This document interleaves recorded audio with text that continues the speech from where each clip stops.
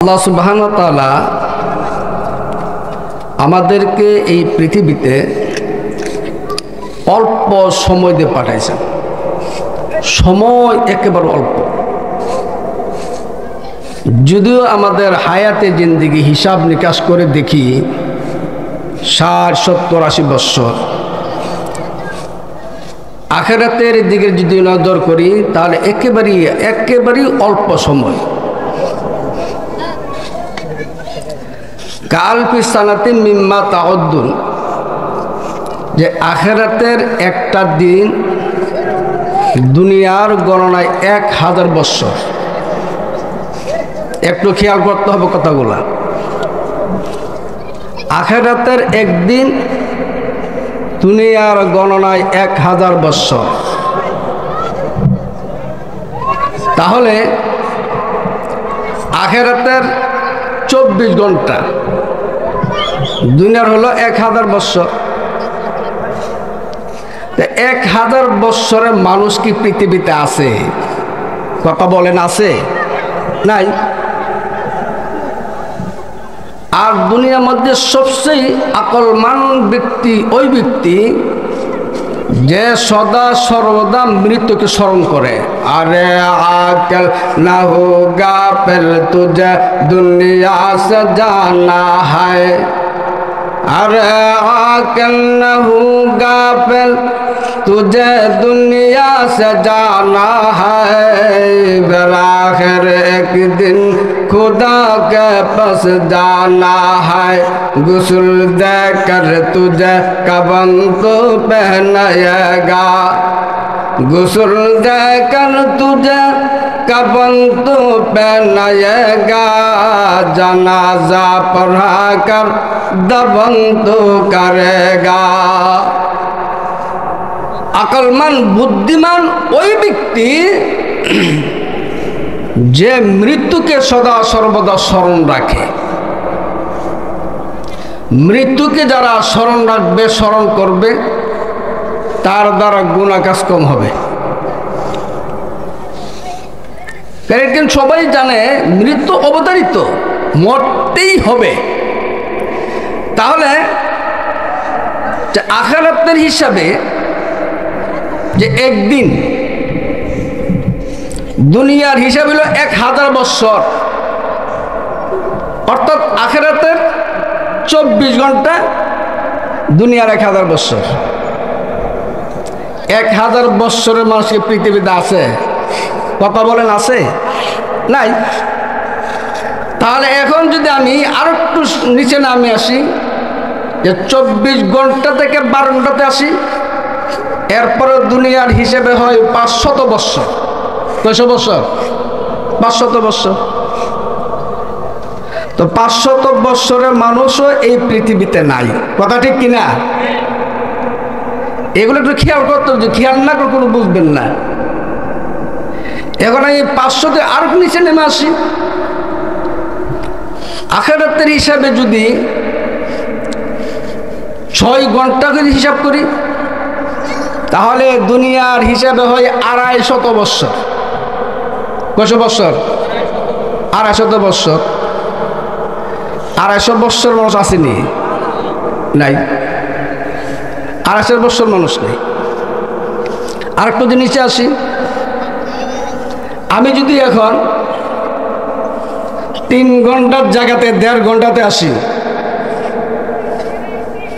আখিরাত হিসাবে কত হয়? ১২৫ বৎসর। ১২৫ বৎসর মানুষ কিন্তু নেই, আছে? তাহলে এখন হিসাব করে দেখা যায় যে আমি যদি আখিরাতের হিসাব করি তাহলে একেবারে অল্প সময়, একেবারে অল্প। ১০০০ বৎসরের মানুষ নাই, ৫০০ বৎসরের মানুষ নাই, ২৫০ বৎসরের মানুষ নাই, ১০০ বৎসরের মানুষ নাই। এখন যদি আমি শুধু ১.৫ মিনিট হিসাব করি তাহলে দেখা যাবে ৬২, ৬৩ বৎসর। ১.৫ মিনিট আখিরাতের ১.৫ মিনিট, দুনিয়ার হিসাবে হয় কত? ৬২ অথবা ৬২.৫ বছর। রাসূল সাল্লাল্লাহু আলাইহি সাল্লাম বলছেন আমার উম্মতের হায়াত 60-70 ভিতরে হবে, 60-70 ভিতরে। তাহলে দুনিয়ার গণনায় আমি 60-70 বছর হায়াত পাইলাম, আখিরাতের গণনায় মাত্র 1.5 মিনিট পাইলাম। কয় মিনিট?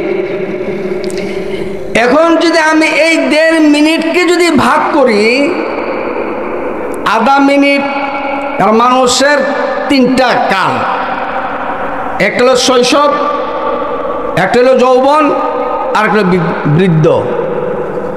কথা ঠিক কিনা?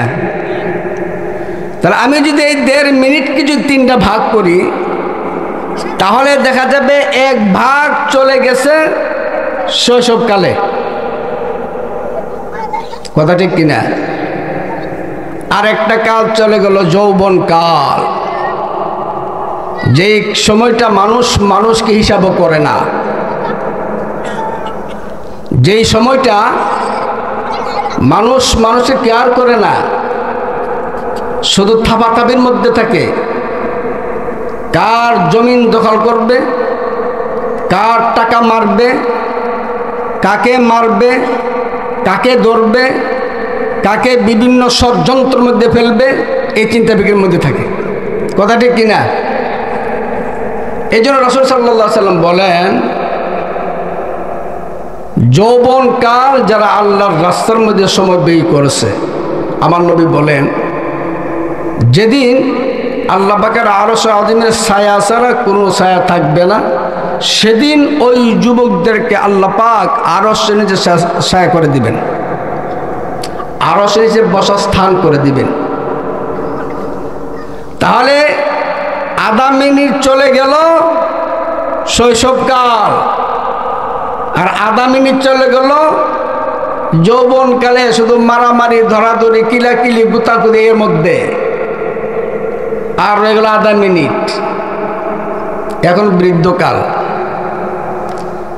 এখন বৃদ্ধ যখন হয়ে গেছে, ইবাদত করতে চায় কিন্তু শরীরে দেয় না। কথা ঠিক কিনা? কথা বলে না? ইবাদত করতে চায়, পায়ে দেয় না, হাঁটু ব্যথা করে। ইবাদত করতে চায়, কোরআন তেলাওয়াত করতে চায়, চোখ দিয়ে দেখে না। এক চিন্তাগুলো কোনোদিন করছি? এই চিন্তাই তো নাই। আরো যদি সহজভাবে একটু যদি চিন্তা করি, যার 60 বছর 70 বছর হয়ে গেছে, আপনি আমার 60-70 বছর হয়ে গেছে, আরো একটু গভীরে যদি চলে যায়, তাহলে দেখা যাবে 30 বছর শুধু ঘুমায় কাটে দিস। কথা ঠিক কিনা? 30 বছর কি করলাম? ঘুমাই কেটে দিলাম। আর এই 30 বছরটা 3টা ভাগ করেন, কি পাওয়া যাবে? এরপর আল্লাহ সুবহানাহু ওয়া তাআলা বলেন, বান্দা গুনাহ করছো, লা তাকনাতু মির রাহমাতিল্লাহ, আমার রহমত থেকে তোমরা নৈরাশ হয়ো না। সুবহানাল্লাহ বলবেন না? অল্প সময় ইবাদত করলাম, এরপর আল্লাহ বলেন লা তাকনাতু মির রাহমাতিল্লাহ ইন্নাল্লাহা ইয়াগফিরুয যুনুবা জামিআ। তওবা করো, তওবা করো, আমি আল্লাহ তোমাদের কিছু সমস্ত গুনাহ মাফ করে দিব। মাফ করানেওয়ালা কে? জোরে বলেন। মাফ করানেওয়ালা আল্লাহ। আল্লাহ থেকে দয়ালু আর কেউ নাই। আমি আজকে দুনিয়া থেকে চলে যাবো, আমার সন্তান আমাকে কবরে চলে আসবে, আমার সাথে যাবে না, আমার সাথে থাকবে না। আমি দুনিয়া থেকে চলে, আমার নাতিরা কবর নামায় আমাকে মাটিতে চলে আসবে, আমার সাথে যাবে না। কথা ঠিক কিনা? না যাবে? এত আদর স্ত্রী, সেও তো যাবে না। তা আমি কার জন্য কি করলাম? এই আমানত চাঁদের রোজা নজদামাস, এই আমানত চান্দারু জানদ মাস দর হাকিকত মালিক হর শৈ খুদাস। বান্দা, তোমাকে আমি কিছু আমানত দিয়েছি, এগুলা কাজে লাগাও। তুমি কথা ভাবিও না যে সময় তোমার, মাল তোমার, না না, এগুলা তোমার না, এগুলো আমি আল্লাহ। সুবহানাল্লাহ বলেন। আমার জানের মালিককে যদি বলেন আল্লাহ, আমার জানের মালিক আল্লাহ, আমার মারের মালিকও, সন্তান মালিক, সব কিছুর মালিক আমার আল্লাহ। আমি তো কোনো কিছুরই মালিক না, আমি আমার নিজের মালিকও না। আমি যদি আমার নিজের মালিক হইতাম, যাদের প্যারালাইসিস হয়ে যায় সে হাতে তো দেয়, এমন করছিস কেন, এমন করতে পারবি না, ঠিকভাবে চলতে হবে, ঠিকভাবে ব্যবহার করতে হবে। বোঝা গেল এর মালিক কিনা আমি না, মালিককে আল্লাহ। ওই আল্লাহকে আমি চিনলাম না।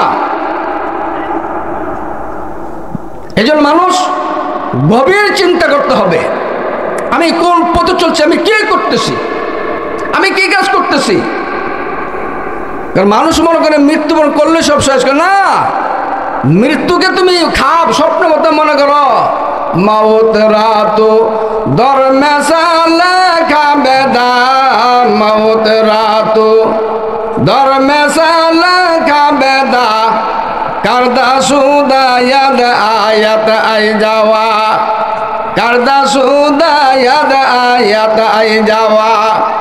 মৃত্যুকে তুমি খাবারটার স্বপ্ন মতো মনে করো। মানুষ যখন ঘুমায়া যায়, এদিকে তাকায়, মানুষ ঘুমাই গেলে অনেক স্বপ্ন দেখি না, না আপনারা দেখেন না?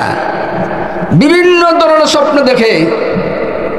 ঘুম থেকে জাগ্রত এর কথাগুলো স্মরণ থাকে কি থাকে না? ঘুম থেকে উঠে বলে, মা, আম্মা, আমি আসলে দেখছি নানির বাড়িতে গেছি, খালার বাড়িতে গেছি, এই গোস্ত গেছে, ওই গোস্ত গেছে, এই ফল খেয়েছে, সেই ফল খেয়েছে, এইগুলো বর্ণনা করে কি করি না?